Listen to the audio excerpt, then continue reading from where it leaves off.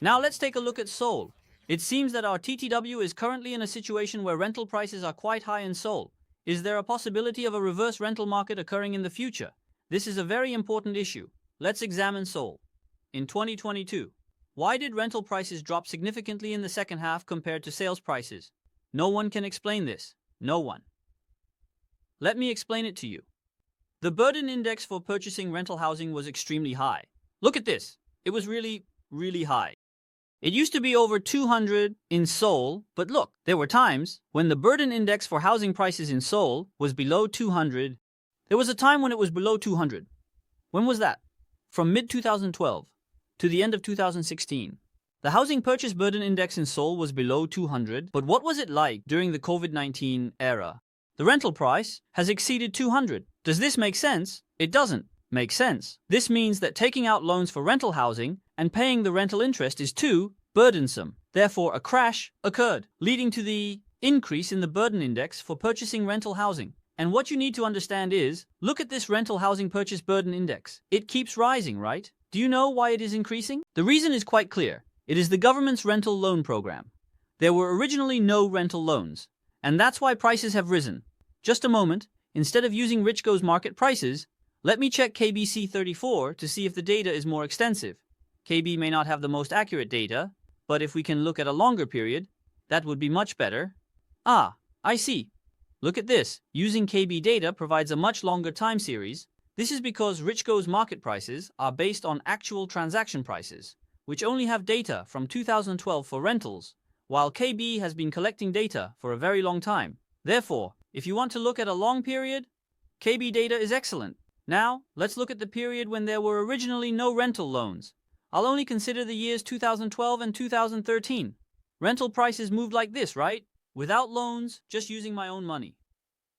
The burden index for purchasing rental housing fluctuated between about 90 and at most 110. This was the case even in the early 2000s and 2010s because loans were not provided. But once loans started being given, what happened? Prices began to rise from that point. And then, due to COVID-19, things went haywire.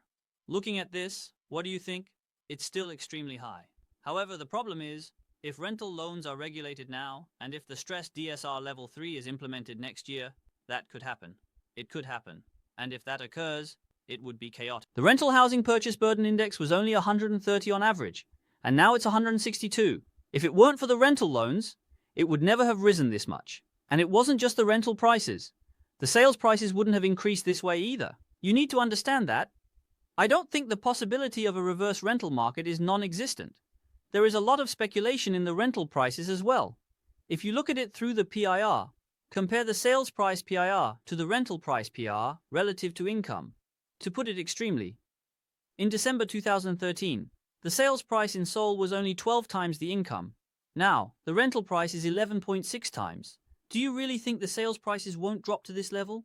Do you think it's possible for prices to drop up to 12 times? It seems unlikely, halved from the current level. What would happen to rental prices compared to income? It could be completely shattered, which is why our TTW has asked a very important question, and there are many aspects to consider here. The extent of the economic recession and the future of rental loans will determine whether the rental market in Seoul may experience a reverse rental situation, again, similar to the second half of 2022.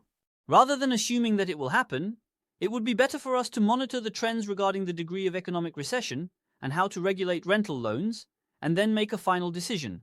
Now, it seems that Binglim has recently been significantly reducing the bank's mortgage loans, which appears to be leading to a decrease in transaction volume.